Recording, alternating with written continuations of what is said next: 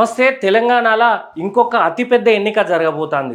ఎందుకు పెద్దదంటే almost all 1.5 కోటి జనాభా ఈ ఎన్నికల్లో పార్టిసిపేట్ చేయబోతారు కాబట్టి ఇది ఖచ్చితంగా పెద్ద ఎన్నికనే. అదే దాని పేరే జీహెచ్ఎంసీ ఎలక్షన్స్. 2020 నుండి ఇప్పుడు 2026 ఫిబ్రవరి 10వ తారీఖు జీహెచ్ఎంసీ కార్పొరేటర్ పదవీ కాలం అయిపోయింది. ఆ మర్నాడే జీహెచ్ఎంసీ కాస్త 3 కార్పొరేషన్లుగా విభజించబడ్డది. GHMC, CMC, MMC. ఈ 3 కార్పొరేషన్లకు సంబంధించి 300 డివిజన్లు అయినాయి. ఇంతకుముందు 150 డివిజన్లు ఉంటే ఇప్పుడు 300 డివిజన్లు అయినాయి. వీటికి ఎన్నిక కాస్త ఈ ఆగస్టు లోపే, అంటే ఫిబ్రవరి నుండి ఆగస్టు 6 నెలల లోపే కావాల్సి ఉంది. అందులో భాగంగా Revanth Reddy state election commission కసరత్తుల ప్రకారం మే, జూన్లో ఈ ఎన్నిక ప్రారంభమయ్యే ఛాన్స్ ఉన్నది. అయితే ఈ ఎన్నికలకు సంబంధించి మనం ప్రీవియస్ డేటా ఏంటిది, అదేవిధంగా ఎన్ని పార్టీలు పోటీలో ఉన్నాయి, ప్రస్తుతానికి ఎన్ని పార్టీలు పోటీలు ఉన్నాయి, ఆ తర్వాత అసలు ముఖ్యంగా ఈ వీడియో ఒక్కొక్క పార్ట్ వైజ్ చేసుకుందాము. ఒక్కొక్క పార్టీకి సంబంధించి వాళ్ళ బలాలు బలహీనతలు ఏంది, ఏ విధంగా వాళ్ళ పార్టీలు దిశానిర్దేశం చేసుకుంటానే ఈ ఎన్నికలకు సంబంధించి మాట్లాడుకుందాం. అందులో భాగంగానే ఈరోజు బీజేపీ పార్టీ జీహెచ్ఎంసీ 300 డివిజన్లకు సంబంధించి ఏం ప్రణాళిక చేస్తున్నది మాట్లాడుకుందాం. అయితే ముఖ్యంగా ఎన్ని పార్టీలు అంటే ఫస్ట్ ప్రీవియస్ డేటా చూసుకుంటే పోయినసారి కంటెస్ట్ చేసిన BRS party, BJP, MIM, Congress party. ఈ బీఆర్ఎస్ పార్టీకి 150 డివిజన్లకు గాను 56 డివిజన్లు సొంతం చేసుకున్నది BRS party. BJP 48, MIM 44, Congress వచ్చేసి కేవలం 2 సీట్లే. అంటే బీఆర్ఎస్ పార్టీ 36%, బీజేపీ పార్టీ 36% ఓట్లను సాధించితే ఎంఐఎం పార్టీ 18%, కాంగ్రెస్ వచ్చేసి 7% ఓట్లను కైవసం చేసుకున్నది 2020-21 జీహెచ్ఎంసీ కార్పొరేషన్ ఎలక్షన్స్లో. అయితే ఫస్ట్ కాంగ్రెస్ పార్టీకి కేవలం 150 డివిజన్లో 2 కార్పొరేటర్ సీటు మాత్రమే కొట్టగలిగింది.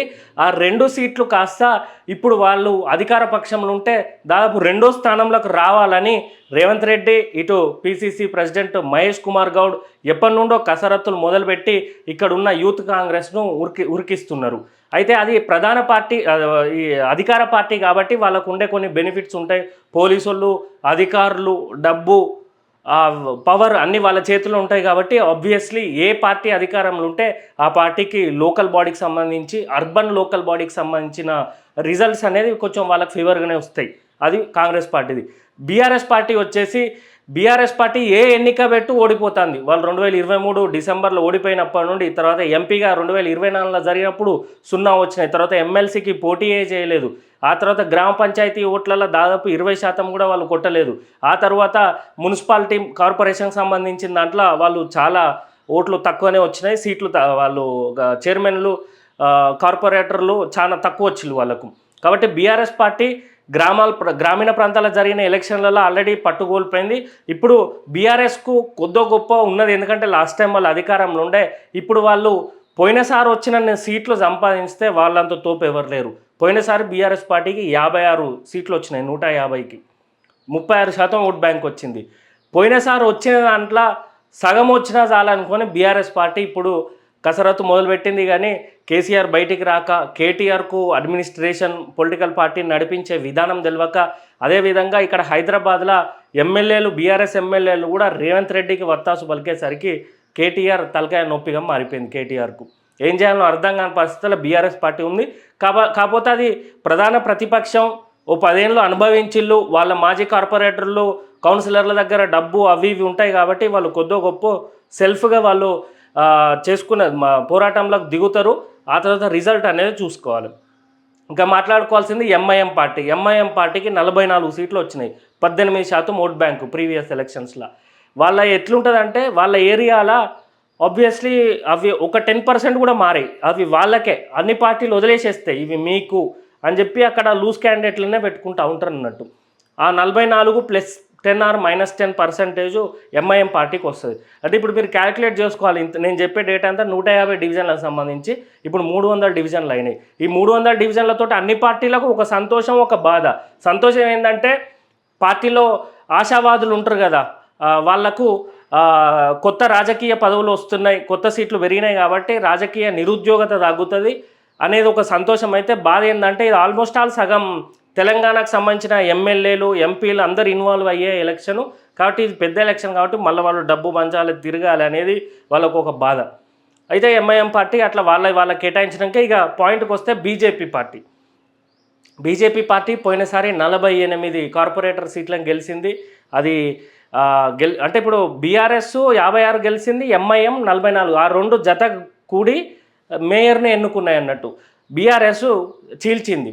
అయితే ఆ బీజేపీ చీల్చింది. ఆ బీజేపీ పార్టీకి 48 సీట్లు వచ్చినాయి. ఓవరాల్గా తెలంగాణలో రూరల్ బ్యాక్గ్రౌండ్లో కన్నా అర్బన్లోనే బీజేపీకి ఎక్కువ పట్టు ఉంటుంది అన్నట్టు. అర్బన్ ఓట్స్ ఎక్కువ ఉంటాయి. ముఖ్యంగా హైదరాబాద్లో అయితే సగం బీజేపీదే ఉంటుంది ఎప్పుడైనా.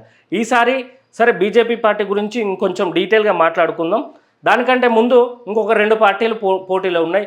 అది ఒకటి ఫస్ట్ మన విద్యార్థుల రాజకీయ పార్టీ. గత సంవత్సరం నుండి వెహికల్స్లను పెట్టి డీసీఎంలను పెట్టి పార్టీ ప్రమోషనల్ ఉచిత విద్యా వైద్యం ప్రతి పౌరుడికి కార్పొరేట్ స్థాయిలో అందించాలని వెహికల్స్ చెప్తున్నాము. ప్రతి డివిజన్ నుండి మనం 300 డివిజన్లని ముందే పసిగట్టి ప్రతి డివిజన్ నుండి మనం అభ్యర్థులను ఎన్నుకుంటున్నాం.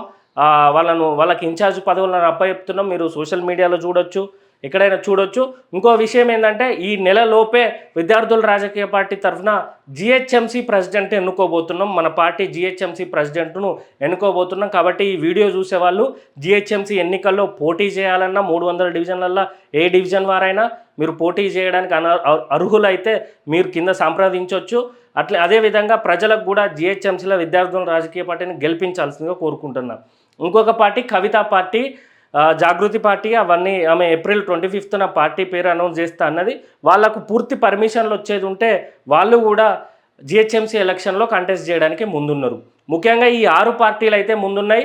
ఈసారి విద్యార్థుల రాజకీయ పార్టీ చాలా గట్టిగా జిహెచ్ఎంసీ మేయర్ సీటును కొట్టే విధంగా విద్యార్థుల రాజకీయ పార్టీ కష్టపడుతుంది. కాబట్టి ప్రజలందరూ మీరు మద్దతు ఇవ్వాలని తెలియజేస్తున్నాము. ఇకపోతే మనం సిరీస్ వైజ్గా మాట్లాడుకుందాం. ప్రతి పార్టీ గురించి అనుకున్నాం కదా, ఇందులో బీజేపీ పార్టీ గురించి మాట్లాడాలంటే బీజేపీ పార్టీ కేంద్రం చాలా సీరియస్గా ఉన్నది. ఎందుకనంటే ఇక్కడ బీజేపీలో జరుగుతున్న ఇష్యూస్ దేశంలో ఏ రాష్ట్రంలో అంత బీజేపీ చీలికలు కానీ గ్రూపులు కానీ లేకుండా పోయింది. బీజేపీ పార్టీ అంటేనే ఒక డిసిప్లిన్డ్గా ఒక రకంగా ఉంటుంది. అది పూర్తి కాంగ్రెస్ లాగా కాకుండా ఒక రకంగా ఉంటుంది. అయితే పార్టీ ఫస్ట్ అనే నినాదంతో ఉంటుంది. కానీ మన తెలంగాణలో మాత్రం కొంతమంది సీనియర్లు జూనియర్లకి ప్రియారిటీ ఇవ్వకుండా వాళ్ళు చేసిన కష్టాన్ని వాళ్ళు ఎవరికైనా డబ్బు ఖర్చు పెట్టుకొని గెలిపించిన వాళ్ళని కూడా సీనియర్స్ వాళ్ళ ఖాతాలోనే వేసుకోవడం వల్ల, అదేవిధంగా చాలా మందికి చాలా గ్రూపులు కావడం వల్ల కేంద్రం ఈ తెలంగాణ స్టేట్ బీజేపీ లీడర్ల మీద చాలా కోపంతో ఉన్నది. గతంలో 48 సీట్లు వచ్చినాయి. ఇప్పుడు వాళ్ళ టార్గెట్ వచ్చేసి 120 సీట్లు బీజేపీ కాంగ్రెస్ తెలంగాణ జిహెచ్ఎంసీ ఎలక్షన్లలో సాధించాలని వాళ్ళు పెట్టిళ్ళు. పోయినసారి భూపేంద్ర యాదవ్ నేతృత్వంలో ఈ 48 సీట్లు సాధించిళ్ళు. ఈసారి బీజేపీ 3 కేంద్ర సహాయక మంత్రుల్ని దించుతుందంట. ఈ బీజేపీలో తెలంగాణలో ఏ నాయకునికి ఛాన్స్ ఇవ్వకుండా, ఎందుకంటే ఏ నాయకుడు పెట్టినా సిఫార్సులు ఇవన్నీ ఉంటాయి కదా, లోపాయికారి ఒప్పందాలు. మా క్యాండిడేట్ను ఆ ఏరియాలో మా క్యాండిడేట్ నిలబెట్టు, మీకేమైనా అవసరం ఉంటే వేరే ఏరియాలలో అడ్జస్ట్ చేస్తామని ఈ అడ్జస్ట్మెంట్ల ఈ మేనేజ్మెంట్లో బీజేపీ చాలా లాస్ అవుతుంది. బీజేపీ కార్యకర్తలు చాలా సఫర్ అవుతారని చెప్పి కేంద్ర బీజేపీ దిగుతుందంట. వాళ్లకు 120 సీట్ల కోసం వాళ్ళు టార్గెట్గా పెట్టుకొని దిగుతున్నారు.